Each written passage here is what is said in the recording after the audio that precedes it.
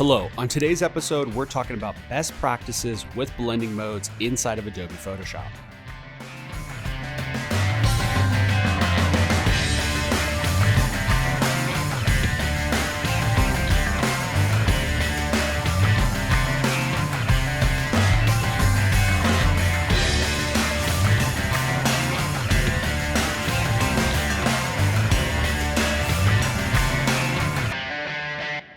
Hello and welcome to episode number 67 of Photo Kitchen.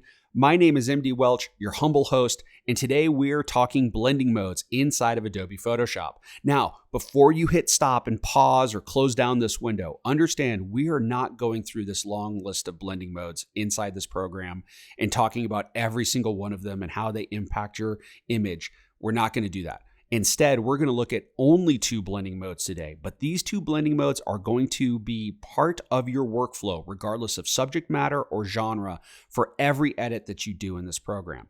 And those blending modes are all the way down at the bottom of this list: color and luminosity, the salt and pepper of blending modes. So first thing that we have to talk about is why you would even bother with these blending modes. And what I'm going to do, I have two images actually here today. I have one of my friend and model Bridget Murdoch doing a little homage to the 1980s volleyball movie. And then I have this shot of a lighthouse on coastal Oregon. So two radically different subjects here. And we're going to address the saturation and contrast issues that are being presented by both images. So what I'm going to do, I'm going to start with the image of Bridget here. And I am just going to do a increase in contrast. And I'm going to do that with an adjustment layer. Always a great idea to use adjustment layers for any sort of image manipulation when it comes to brightness, darkness, contrast, any sort of color adjustment. It's non-destructive, gives you a layer mask. And in this case, I'm going to use the curves adjustment layer. Now, I'm not going to spend a whole lot of time talking about the curves adjustment layer. In fact, I'm actually going to just use a preset here, and I'm going to do either medium or strong contrast. And I'm doing my edits pretty heavy-handed, so they translate over to video. I probably wouldn't do most of my edits this heavy, but nevertheless, I want this to translate. And by doing strong contrast here, you could see where the first problem and our solution with blending modes is going to present itself. And that is, as you increase contrast in most editing programs, you are going to also naturally increase the saturation of the colors in the image. And the same is true if you were to decrease contrast, you would also reduce saturation inside the image. Contrast and saturation are kind of linked in most image editing programs, especially Photoshop, when you make any sort of adjustment like this. And if you notice now, the sunglasses, the swimwear, the volleyball, the colors are almost glowing. Now, of course, the contrast is very heavy. I wouldn't do this level of contrast here for an image like this, but it's so much easier to see when you make a huge increase in contrast how that saturation is also going to increase as well. So the solution to this problem is really simple, and it is a blending mode. We're going to start off with our first of the two blending modes. This is luminosity. Now, when I click on luminosity here, you could see that we still keep that contrast, but almost all of that increase in saturation goes away. Now, why would you do this? Well, maybe you have made an increase in contrast and you like the look of saturation, but then you do a print or you submit it to a website or to a client, and they want to see a reduction in contrast. By reducing the contrast, you're also going to lose a little bit of that saturation, and then you're going to have to address that problem in another adjustment layer. If you start with all of your adjustments in Photoshop by separating your lightness, darkness, and contrast adjustments from your saturation or vibrance adjustments with color, what it's going to do is it's going to give you far more control over your edit and allow you to make those fine adjustments without impacting one or the other. In this case, I can make an adjustment now to contrast. I'm just going to do something simple, honestly. I'm just going to reduce the opacity a bit here. Back off the opacity a little bit. Let's say go to 50% with this preset. And now I have adjusted the contrast, but pretty much left the saturation alone.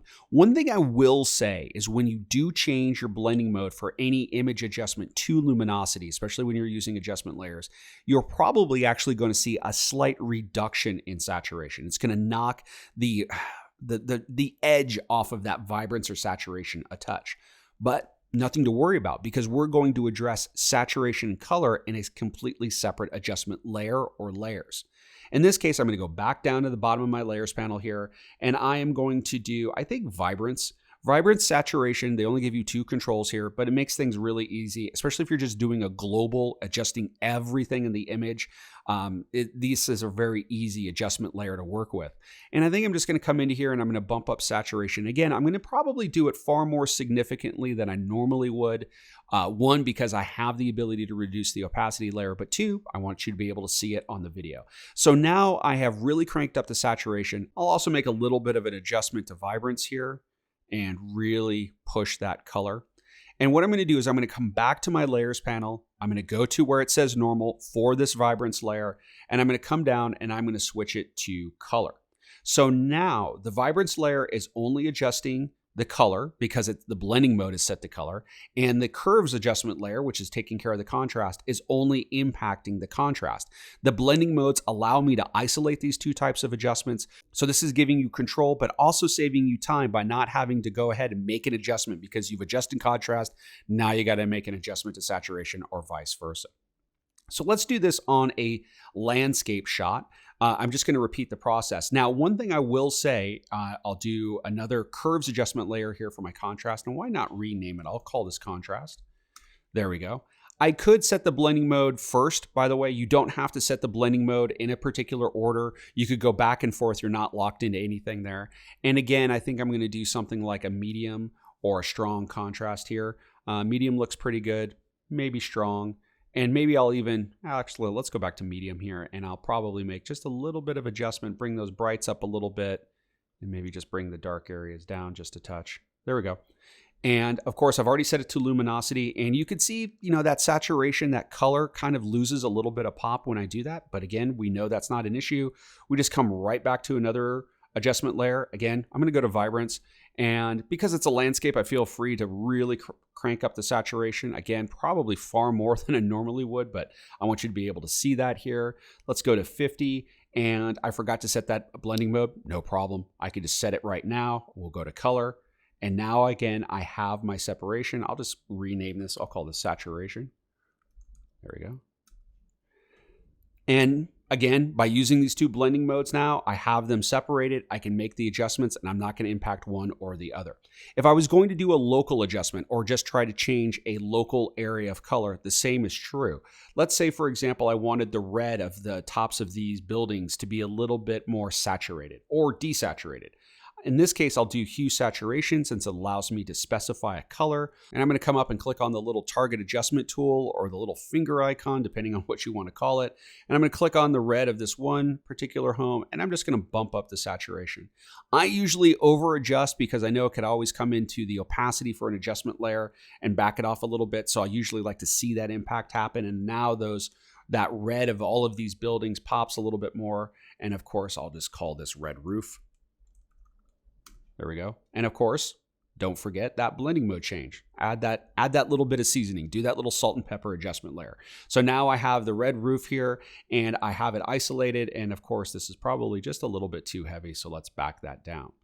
If I wanted to do something as far as like maybe making the lighthouse in the foreground brighter, if I wanted to do a layer mask, I've already made a very kind of quick selection of this before we started, pulling a little Julia Childs and having that turkey in the oven, as it were. And I'm going to come into here and I'm going to load a selection. And I've already done this. I'm going to go into lighthouse here and click OK, or have this saved. There's my very quick foreground selection of the lighthouse. It's not the best in the world, but it'll work for this particular video. I'm going to come into here and I'm just going to do probably another curves adjustment layer. Because I've masked this out, you can see that I already have a layer mask here. Let's just switch it to luminosity just at the start. Why not? And then I'll come into here and maybe overall mid-tone, just again, probably overdo it a bit so it's a little bit easier to see in the video. And there you go. And again, I'm only doing the luminosity of this.